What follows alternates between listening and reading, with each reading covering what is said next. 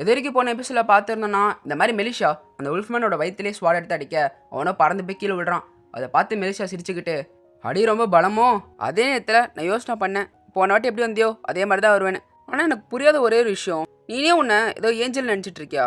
அப்படியே ஸ்கைலேருந்து தான் வருவார் அப்படின்னு மெலிஷா பேசிகிட்டு இருக்க. ஆனால் அந்த உல்ஃப்மேனை யோசிக்கிறான், எப்படி இந்த மாதிரி ஒரு சாதாரண ஒரு ஹியூமன் என்ன போய் பறக்க விட்டா அப்படின்னு யோசனை பண்ணிட்டு மெலிஷாவை பார்த்து, ஏய் உன்னதான் எப்படி என்னை பறக்க விட்டா, என்ன நடந்துச்சுங்க எனக்கு உண்மையாக சொல்லியா அவரை? சும்மா கத்திட்டு இருக்காத.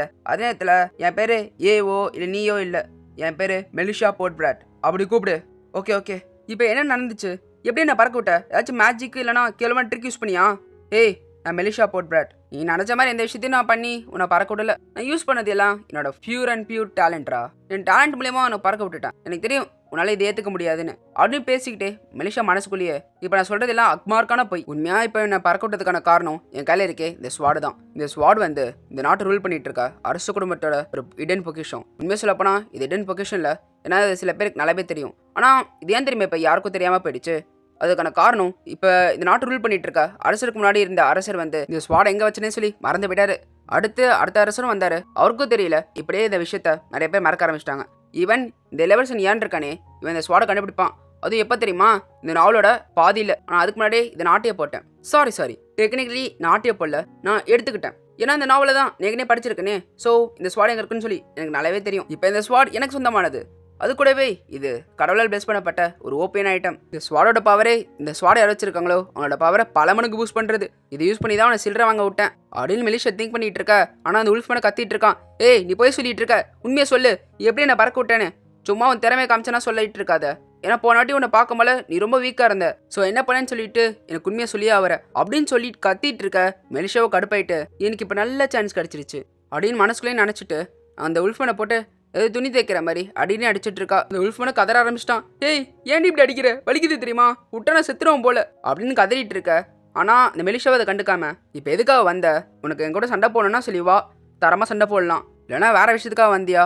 இல்லை நீ அதுக்காக நான் வந்திருக்க மாட்டேன். இந்த மாதிரி என் கூட நல்ல விதமாக பேசிட்டு டீயும் பிஸ்கெட்டும் சாப்பிட்டு போகிறதுக்காக. அது கேட்டேன்னு உல்ஃப்மேனும், உனக்கு லெட்டர்லேயும் ஆன்சர் கொடுத்துட்டேன். அடா பைத்தகாரா, என்னோட பாயிண்ட் அதுதான். எனக்கு நீ என்ன சொல்ல வரேன்னு சொல்லி புரியல. மெலிஷா என்னோட ஃபேஸை பாரு, இந்த இடத்துல பாத்தியா தழும்பு தெரியுதா?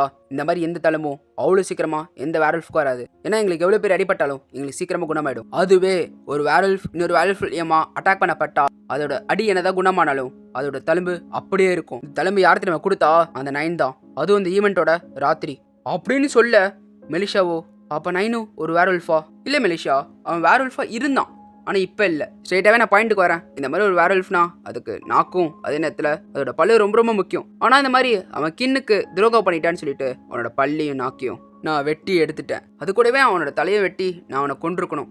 அவனை என்ன பண்ணுறது, நான் பண்ண விட்டுட்டேன். அங்கேருந்து அவன் எஸ்கேப் ஆயிட்டான். அதுக்கப்புறம் நீ நான் அவனை மீட் பண்ணி கொஞ்சம் க்ளோஸாக இருப்பீங்கன்னு நினைக்கிறேன். அதனால தான் நீ அவனை ஈவெண்ட்டுக்கு கூட்டு வந்திருக்க. ஈவெண்ட்டில் வச்சு தான் அவனை திரும்பி நான் சந்தித்தேன். அதுக்கப்புறம் நானும் அவனும் ஃபைட் பண்ணோம். அவனை போட்டு தள்ளிலான்னு சொல்லி பார்த்தா அவன் எனக்கு அந்த தலைமை கொடுத்துட்டு திரும்பி எஸ்கேப் ஆயிட்டான். எனக்கு தெரிஞ்ச வரைக்கும் இப்போ நீ தான் அவனை ஒழிச்சு வச்சிருப்பேன்னு நினைக்கிறேன். ஸோ இப்போ என் கையில் அவனை ஒப்படைச்சிரு. அதுக்கப்புறம் உனக்கு எந்த பிரச்சனையும் கொடுக்காம நான் பாட்டு அவனோட வேலையை பார்த்துட்டு போயிட்டே இருப்பேன். ஓகேவா மெலிஷா? என்ன சொல்கிற சொல்லு அப்படின்னு சொல்ல மெலிஷாவை எடுத்து ஒரே ஒரு வதை தான் அந்த உல்ஃப்மேனை அவனை பறந்து போய் கீழே விழுறான். அதுக்கப்புறம் அவனும் எதுக்காக இப்படி பண்ண திடீர்னு அதை கேட்டு மெலிஷாவும், நீ கொஞ்சம் வாயை முறியா அப்படின்னு சொல்லிட்டு அங்கே இருக்க ஏனி பொண்ணை பார்த்து, இந்த மாதிரி என்னை சுற்றி இருக்க எல்லா ஏரியாவும் கிளியர் பண்ண சொல்லலை, பண்ணிட்டியா? பண்ணிட்டேன் மேடம், நீங்கள் என்ன சொன்னீங்களோ அதே மாதிரி. ஓ அப்படியா, நீனு கொஞ்சம் இங்கேருந்து விலகி போயிடு. ஏன்னா இங்கே இருக்க ஒருத்தருக்கு கிளாஸ் இருக்கணும், மேனஸ்டா என்னன்னு அப்படின்னு சொல்ல அந்த உல்ஃபனுக்கு சமக்கடை போயிட்டு மெலிஷா அட்டாக் பண்ண வரான். மெலிஷாவும் சும்மா இல்லை, மெலிஷாவை ஸ்வாட் எடுத்து அடிக்க அவனும் பறந்து போய் கீழே விழுறான். இதே மாதிரி ரிப்பீட்டாக நடந்துகிட்டே இருக்க மெலிஷாவும் சமக்கடை போயிட்டு, என்ன எனக்கே ஒன்று நினச்சா பாவமாக இருக்குடா, மறையதே தோத்துட்டேன்னு ஒட்டுக்கோ, என்ன சொல்கிற? அது கேட்காம அவன் பாட்டு அட்டாக் பண்ண வந்துட்டே இருக்க. மெலிஷாவை தூக்கி போட்டு மிதிச்சுக்கிட்டே இருக்கா. இப்படியே சண்டை போயிட்டே இருக்க. சில நேரம் கழித்து மெலிஷா வாயிலே கொட்ட அடியில் அந்த உல்ஃப்மேனும் பொட்டிப்பாமல் அடங்கி போயிட்டான். அதை பார்த்துக்கிட்டே மெலிஷா காஃபி குடிச்சிட்டு பேச ஆரம்பிக்கிறா அந்த உல்ஃப்மேன் கிட்ட. உன்னோட பாயிண்ட் வந்து 9 வந்து உன் கையில் கொடுக்கணும் அதானே? ஆமாம் மேடம், அவன் சாக வேண்டியவன். அதை விட எதுக்காக நான் தான் அவனை ஒழிச்சு வச்சிருப்பேன்னு சொல்லி நினைக்கிறேன். என்ன ஆப்வியஸாக என்கிட்ட தான் அவன் தப்பிச்சு ஓடினதுக்கப்புறம் இந்த சிட்டிக்கு தான் வந்தான்னு சொல்லி நான் கேள்விப்பட்டேன். நானும் அதுக்கப்புறம் ஃபுல்லாக தேடி பார்த்தேன், ஆனால் அவனை கண்டே பிடிக்க முடியல. அந்த மாதிரி நேரத்தில் தான் அவனை ஈவெண்ட்டுக்கு நீங்கள் கூப்பிட்டு வந்தீங்க, நான் அங்கே பார்த்தேன் அப்படின்னு உல்ஃப்மேன் சொல்லிக்கிட்டே இருக்க. மெலிஷாவை திங்க் பண்ணுறான், இதுக்காக தான் அந்த 9 வந்து திடீர்னு ஓடி போனானா? ஆனால் மெலிஷா கண்டுக்கிறாள் இல்லையோ, அந்த உல்ஃப்மேனை பேசிகிட்டே இருக்கான். அதுக்கப்புறம் என்ன நினச்சின்னு சொல்லிட்டு நான் முன்னாடியே சொல்லியிருப்பேன். இது கூடவே இந்த சிட்டியை பற்றி அவனுக்கு ஒன்றும் தெரியாது. ஸோ அவனை நீங்கள் தான் ஒழிச்சு வச்சிருப்பீங்கன்னு சொல்லிட்டு தேர்றதுக்காக தான் நான் உங்கள் வீட்டுக்குள்ளே வந்தேன். அப்போ அந்த வெள்ள முடியோ திடீர்னு வந்து என்ன அட்டாக் பண்ணான். நானும் பதிலுக்கு அட்டாக் பண்ணேன். திடீர்னு நீங்கள் வந்து 2 பேரையும் தடுத்து இந்த மாதிரி லெட்டர் அனுப்பிட்டு வா அப்படின்னு என்கிட்ட சொன்னீங்க. நானும் லெட்டர் அனுப்பிட்டு இன்றைக்கி வந்தேன். ஸோ இதான் விஷயமா? இதுக்காக தான் எங்களோட வீட்டுக்குள்ளே 2 வாட்டி வந்து நீ மிகப்பெரிய குழப்பத்தை கிரியேட் பண்ண இந்த விஷயத்துக்காக. எவ்வளோ பெரிய முட்டா பேசி தெரியுமாடா நீ அப்படின்னு சொல்லி மெலிஷா கேட்க, இந்த வாட்டி நான் ஒன்றும் ஆரம்பிக்கல, இந்த வாட்டி நீங்கள் தான் ஆரம்பிச்சிங்க அப்படின்னு அவன் கத்திட்டு இருக்க. மெலிஷாவோ, ஏய் ஒரு நிமிஷம் நான் பாரு, எனக்கு தெரியும் நீ முட்டா பேசின்னு, ஆனால நீ யோசனை பண்ணு, யார்கிட்டயாச்சும் போயிட்டு இந்த மாதிரி நான் என்ன சொல்கிறேனோ அதை நீங்கள் கேட்கணும் அப்படின்னு சொன்னால் எவன் கேட்பான்? அதுவும் இல்லாமல் நீ பண்ண இவ்வளோ விஷயத்துக்கான ஒரே ஒரு காரணம் இந்த மாதிரி 9 இங்கே இருப்பான்னு. ஒருவேளை இங்கே 9 இல்லைனா நீ பண்ண எல்லா விஷயம் ஒன்றும் இல்லாமல் போயிடும்ல. ஸோ நான் உனக்கு ஒரு சர்ப்ரைஸ் கொடுக்கட்டா அப்படின்னு மெலிஷா பேசிக்கிட்டே இருக்க. அதே நேரத்தில் யாரும் நடந்து வந்துட்டு இருக்காங்க. அதை பார்த்தோன்னே அந்த உல்ஃப் பண்ண ஷாக் ஆகிறான். அப்படின்னு நம்மளுக்கு காமிச்சா அவன் நடந்து வந்து இப்போ மெலிஷா பக்கத்தில் நிற்கிறது வேறு யாரும் இல்லை, 9. அதை பார்த்தவனும் கத்துறான், நான் சொன்னது கரெக்டு தானே. ஆனால் மெலிஷாவோ, தம்பி ருக்கோ, நீ சொன்னதில் பாதி கரெக்டு, ஆனால் முழுசாக இல்லை. நான் அவனோன்னு ஒழிச்சு வைக்கல, அதே நேரத்தில் அவனை கையில் கொடுக்க போகிறதும் இல்லை. என்ன சொல்கிற? ஏன்னா அவனோட ஆட்களில் ஒருத்தன். என்னோட பொருளை மற்றவங்கள்ட்ட கொடுக்கவும் சரி ஷேர் பண்ணவும் சரி எனக்கு சுத்தமாக பிடிக்காது. அதே நேரத்தில் மனசுக்குள்ளேயே எல்லாத்துக்கும் மேலே நான் ஒரு வில்லனிஸ்டில், ஸோ குறைஞ்சபட்சம் அது மாதிரி நடந்துக்க வேணாம் அப்படின்னு மெலிஷா திங்க் பண்ணிக்கிட்டு இருக்க. அதே நேரத்தில் நம்மளுக்கு சொல்கிறாங்க, இந்த இடத்துல நோபல்ஸ் கிட்ட வேலை செஞ்சுட்டு இருக்க சர்வன்ட்ஸ் மேலே கை வைக்கிறது அந்த நோபல்ஸ் மேலேயே கை வைக்கிறதுக்கு சமம் அப்படின்னு நம்மளுக்கு சொல்லவும், உல்ஃப் மேடம் பார்க்குறான், ஐயோ என் பக்கத்துலேயே இருக்கானே இந்த 9, இவனை போட்டு தள்ளவும் முடியாது. என்னை போட்டு தள்ளுறதுக்கு நான் போனால் இந்த மெலிஷியா, அதே நேரத்தில் இந்த மெலிஷியாவோட குடும்பமும் என்ன அட்டாக் பண்ண வரும். இப்போ என்ன பண்ணுறது அப்படின்னு யோசனை பண்ணிக்கிட்டு அங்கே இருக்க மெலிஷியாவும் 9 பார்த்து, இப்போ என்னால் ஒன்றும் பண்ண முடியாமல் போகலாம், ஆனால் கண்டிப்பாக நான் ரொம்ப பவர்ஃபுல்லாக வருவேன் அப்படின்னு சொல்லிட்டு போகிறான். இதெல்லாம் நடந்ததுக்கப்புறம் அதை பார்த்து பேசி சிரிச்சுக்கிட்டு 9 மெலிஷாவும் போயிட்டு இருக்காங்க. அப்போ 9 மெலிஷா கிட்ட பேப்பரில் எழுதி காமிக்கிறான், இந்த மாதிரி இந்த உல்ஃப்மேன் என்னை பார்த்ததுக்கப்புறம் எவ்வளோ சர்ப்ரைஸ் ஆனா, ஆனால் அவனோட நீங்கள் தான் ரொம்ப சர்ப்ரைஸ் ஆனீங்க நான் ஒரு ஆல்ஃபன் செஞ்சதுக்கப்புறம் அப்படின்னு சொல்ல, அதை நினச்சி யோசனை பண்ணுறா. இந்த மாதிரி இந்த 9 உல்ஃப் ஃபார்ம்லேருந்து ஹியூமன் ஃபார்முக்கு ஒரு மேலே அவனை நான் ஃபுல்லாக பார்த்துட்டேன். அதை நினச்சி பார்த்தா இப்போ கூட எனக்கு ஒரு மாதிரி வெக்கமாக இருக்கே அப்படின்னு யோசனை பண்ணிக்கிட்டே இருக்க. ஆமாம் தானே சொல்லுங்கள், ஐயோ இவனை வேறு சமாளிக்கணுமே. ஆமாம் நான் சர்ப்ரைஸ் ஆனேன், நீனே யோசனை பண்ணிப்பாரு. என்னோட கார்டனில் ஒரு உல்ஃப் அடிபட்டு கிடக்குது, அதை நான் ட்ரீட்மெண்ட் கொடுத்துட்ருக்கேன். திடீர்னு பார்த்தா அது ஒரு ஹியூமனாக மாறினா உனக்கு ஷாக்காக இருக்கும்ல, அந்த ஷாக்கு தான். அப்பா எப்படியோ சமாளிச்சாச்சு. இதே நேரத்தில் நம்மளுக்கு காமிக்கிறாங்க எப்படி இந்த 9 வந்து இங்கே வேலை செய்ய ஆரம்பித்தான்னு.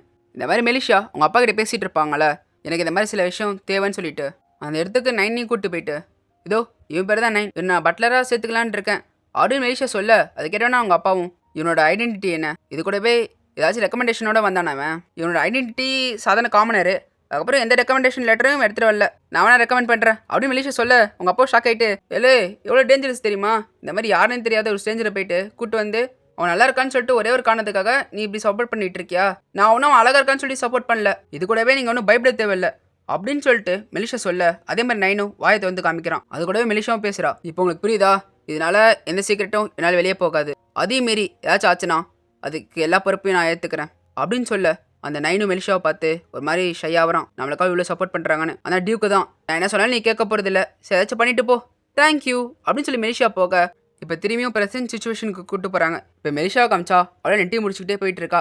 அப்படின்னு 9 பார்த்து, உன்னால தான் எனக்கு இவ்வளோ கஷ்டம் வருது தெரியுமா, இது கூடவே உனக்கு அடிபட்டுச்சுல, அந்த காயத்தை கூட நானாக ட்ரீட்மெண்ட் பண்ணேன். அதை கேட்டு 9 பாவமும் வச்சுக்கிட்டு, மேடம் எனக்காக நீங்கள் எவ்வளோ பண்ணியிருக்கீங்க அப்படின்னு ரியாக்ஷன் கொடுக்க, ஏய் நான் சும்மா ஜோக்கு தான் பண்ணேன், அதுக்கே இப்படி மூஞ்சி வச்சிருக்க, இப்போ யாராச்சும் அடிப்பட்டா உங்களுக்கு உதவி பண்ணுறதெல்லாம் நார்மல் தான், உனக்கு ஏதாச்சும் எனக்கு திருப்பி பண்ணுன்னு சொல்லி ஆசைப்பட்டேன்னா நல்லா சம்பாரி, அந்த நேரத்தில் உன்னோட வேலையை நல்லா பெஸ்ட்டாக பண்ண, ஓகேவா இங்கே இருக்க வரைக்கும் அப்படின்னு சொல்லிக்கிட்டு மெலிஷாவும் 9 மெலிஷாவோட ரூமுக்குள்ளே போக, அங்கே போனதுக்கப்புறம் மெலிஷாவோ 9 பார்த்து, ஏய் டோரை லாக் பண்ணு, 9 லாக் பண்ண போக கரெக்டாக அப்போ தான் மெலிஷோட வாயிலேருந்து பிளட் விட்டுட்டு இருக்கு. 9க்கு எதுவும் தோணவும் கரெக்டாக திரும்பி பார்க்குறான், பார்த்தா மெலிஷோட வாயிலேருந்து பிளட் விட்டுட்டு இருக்க. அதை பார்த்தோன்னே 9 வேகம் ஓடி வரான் மெலிஷாவை பிடிக்கிறதுக்காக. மெலிஷாவுக்கு கொஞ்சம் கொஞ்சமாக மயக்க வந்துட்டு இருக்க. மெலிஷாவும் லாஸ்ட்டாக பார்க்குறா 9 பார்த்துட்டே யோசிக்கிறா, உன்னை பார்த்தாலே தெரியுது என்னோட அதிகமாக நீ என்ன ஷாக்காக இருக்க அப்படின்னு யோசனை பண்ணிக்கிட்டு மெலிஷா மயங்கிறா. அப்படியே வேறு இடத்துல பார்த்தீங்கன்னா ஒரு சின்ன குழந்தையோ அழுதுட்டு இருக்கு. நான் எங்கே இருக்கேன், அதே நேரத்தில் நான் யார் அப்படின்னு சொல்லிட்டு ஒரு பொண்ணு அழுதுகிட்டே இருக்க. திடீர்னு பார்த்தா நம்மளோட மெலிஷாவோ அந்த பொண்ணு நோக்கி போயிட்டு இருக்கா. எதுக்கு அழுதுட்டு இருக்க, எதனால தான் என்ன யாரும் கட்டியே பிடிக்க மாட்டுறாங்க, ஓ அப்படியா, சரி அப்போ நான் கட்டிப்பிடிக்கிட்டா, ஒன்றும் தேவையில்லை, எனக்கு ஒன்று பிடிக்கல, இந்த குட்டி ராட்சசி என்ன சொன்னா அப்படின்னு மனசுக்குள்ளே யோசனை பண்ணிட்டு, ஏய் நீ ஏன் அழுதுட்டு இருக்க என் முன்னாடி, உன்னை யாரும் கட்டிப்பிடிக்கலன்னு சொல்லிட்டு நீ கவலைப்படுற, சரி நான் உன்னை கட்டிப்பிடிக்கலான்னு பார்த்தா ஒன்றும் தேவையில்லைன்னு சொல்கிற, என்ன பண்ணாதான் நீ அழுவே நீ பாட்டுவ அப்படின்னு சொல்லி கேட்க. அந்த பொண்ணும், எனக்கு யானை கூட்டு வா, என்னது யானை கூட்டு வரணுமா, யார் அது, என்னோட ஹஸ்பண்டு. அது கேட்டோன்னே மெலிஷாக்கோ பொறையறிடுது, என்னது ஹஸ்பண்டா, ஆமாம் என்னோடய ஃப்யூச்சர் ஹஸ்பண்டு, அது இல்லாமல் அவனை நான் ரொம்ப லவ் பண்ணுறேன் தெரியுமா, ஆனால் என்ன அவன் ரொம்ப பிஸியாக இருப்பான், ஆனால் அவன் என்னோடய ஹஸ்பண்டாக ஆனதுக்கப்புறம் அவனை எனக்கு தேவைப்படாமல எப்பயுமே நான் பார்ப்பேனே ஆனால் இப்போ அவனை கூட்டிகிட்டு வா என்கிட்ட. ஏன்னா நீ இப்போ பெரியவ தானே, நீ நினச்சா கூட்டு வரல, கூட்டு வா. அதை கேட்டோன்னே மெலிஷாவும் அவன் ரொம்ப பிஸியாக இருப்பானா. சரி சொல்லு, நீ எப்போ அவனை கடைசியாக பார்த்த? அவனை 2 வருஷத்துக்கு முன்னாடி ஒரு வாட்டி பார்த்துருக்கேன். அதை கேட்டேன்னு மெலிஷாவும் சமக்கடுப்பாயிட்டு கத்திட்டு இருக்கா. அவன் சரியான பைத்துக்காரன், என்ன விஷயம் வேணாலும் இருந்துட்டு போகுது, அதுக்காக அவனை எப்படி அவன் விட்டு போகலாம் அம்போன்னு. எனக்கு தெரிஞ்ச வரைக்கும் அவன் கண்டிப்பாக கேவலமானவனா இருக்கணும் அப்படின்னு சொல்ல அந்த குட்டி பொண்ணும் மெலிஷாவை பஞ்ச் பண்ணிட்டு இருக்கு. இந்த மாதிரி ஏன் அசிங்கப்படுத்தாதன்னு சொல்லிட்டு மெலிஷாக்கு தான் வெறியாயிட்டு இருக்கு. கோவத்தை காமிச்சிடாத, பொறுமை பொறுமை அப்படின்னு சொல்லி பொறுமையாயிட்டு அதுக்கப்புறம் அந்த குழந்தைய பார்த்து, என்னது அது பேம் பேம்னு சொல்லிட்டு இருக்க? இது எனக்கு ஜேக் தான் சொல்லி தந்தான். இது ரொம்ப கூலாக இருக்குல்ல. என்னது கூலாக இருக்கா? இப்போ தான் எனக்கும் புரியுது. அப்போ இந்த ஜேக் நார்மலாகவே வளரவே இல்லையா? எப்பயும் இந்த மாதிரி சண்டைன்னு சொல்லி வந்துட்டு இருப்பான் போல அப்படின்னு யோசனை பண்ணிட்டு இருக்க. அந்த குழந்தையோ மெலிஷாவை பார்த்து, சரி ஓகே, உன்னால் ஏனை கொண்டு வர முடியாதுன்னா இங்கேருந்து போ, எனக்கு நீ தேவையில்லை. ஆனால் அதை கேட்டு மெலிஷா சிரிச்சுக்கிட்டு, ஹே இங்கே பாரு, இப்போ நீ அழுகுறது நிப்பாட்டிட்ட, அப்போனா நீ பெரிய பொண்ணாகிட்ட, உனக்கு இனிமேல் ஏன்னு தேவையில்ல. இல்லை நான் ரொம்ப சோகமாக தான் இருக்கேன், நான் அழுதுட்டா இருக்கேன், இங்கே பாரு. ஆனால் நீ என்ன வேணா சொல்லிட்டு போ, எனக்கு ஏன்னா ரொம்ப பிடிக்கும். ஓ அப்படியா, சரி வேறு என்னென்னா பிடிக்கும்? எனக்கு என்னோடய பிரதரோட எப்பயுமே இருக்க பிடிக்கும், எனக்கு டாகு பிடிக்கும். பெரியவள் ஆனதுக்கப்புறம் நான் டாகை வளர்ப்பேன். ஆனால் எனக்கு உல்ஃபு சுத்தமாக பிடிக்காது. இது கூடவே எல்லாருக்கும் எனக்கு பிடிக்கணும். ஆனால் நீ டிஃப்ரெண்ட் தெரியுமா மெலிஷா அப்படின்னு சொல்ல, திடீர்னு பார்த்தா அந்த இடத்துல சின்ன சின்ன கிராக் உள்ள ஆரம்பிக்குது. அதே நேரத்தில் அந்த குட்டி பண்ணும், அதாவது நீ என்னோட ரொம்ப டிஃப்ரெண்ட்டாக இருக்க மெலிஷா. ஆனாலும் நம்ம 2 பேருமே மெலிஷா போட் பிராட்டு தான். அப்போ தான் மெலிஷாவுக்கும் புரியுது, நான் எப்படி மறக்கலாம் அப்படின்னு யோசனை பண்ணிட்டு அந்த சின்ன குழந்தைய பார்த்து, இதோ கேட்குதே குரல், இதெல்லாம் ஒன்றா தான் கூப்பிடுது. என்ன ஒன்று கூப்பிடல மெலிஷா, அதே நேரத்தில் அவங்க அழுகுறாங்களே, அது எனக்காக இல்லை உனக்காக. நீ ஒன்றும் மற்றவங்க மாதிரி கொஞ்சம் கூட மீனிங் இல்லாத லவ்வை எதிர்பார்க்குற பொண்ணு இல்லை. அது மட்டும் இல்லாமல் உன்னை வச்சு கேவலமாக ட்ரீட் பண்ணா உங்களை சும்மா விடாத. இது கூடவே உனக்கு யாரோட உதவி இல்லாமே உன் லைஃப்பை நல்லா நகர்த்த முடியும். அண்ட் இந்த லைஃப் உனக்கு சொந்தமானது, முழுக்க முழுக்க உனக்கு மட்டுமே அப்படின்னு சொல்லிட்டு இந்த உடம்போட உண்மையான மெலிஷாவும் அதே மாதிரி மெலிஷா உடம்புக்குள்ளே வந்த நம்ம ஹீரோயினும் 2 பேருமே ஃபிஸ்ட் பம்ப் பண்ணால் அடுத்த நிமிஷம் பார்த்தா மெலிஷா கண்ண முழிக்கிறா. உங்கள் முழிச்சு பார்த்தா அந்த வீட்டில் இருக்க எல்லா வேலை செய்கிறவங்களும் மெலிஷா ஒரு மாதிரி பார்த்துட்டு இருக்காங்க. மேடம் உங்களுக்கு உடம்பு நல்லா இருக்கா அப்படின்னு சொல்லி கேட்க, அதோட இந்த வீடியோவை இங்கே முடிச்சுக்கலாம். இந்த வீடியோ உங்களுக்கு பிடிச்சிருக்குன்னு நினைக்கிறேன். பிடிச்சதான் மறக்காமல் லைக் பண்ணுங்கள், ஷேர் பண்ணுங்கள், அப்புறம் கமெண்ட் பண்ணுங்கள். அண்ட் உண்மையான மெலிஷாவும் அப்புறம் நம்ம ஹீரோயினும் பேசுகிற மாதிரி ஒரு கான்வர்சேஷன் இருந்துச்சுல, அது உண்மையாக வேறு லெவலில் இருக்கும். மேபி நான் எக்ஸ்பிளைன் பண்ணது அந்தளவுக்கு இல்லாமல் இருக்கலாம், ஆனால் நீங்கள் மானுவலில் போய் படிச்சிங்கன்னா உண்மையாக வேறு லெவலில் இருக்கும். ஸோ ட்ரை பண்ணி பாருங்கள். ஸோ அண்ட் பை ஃப்ரம் நாவல் தமிழன், கீப் சப்போர்ட்டிங் கைஸ்.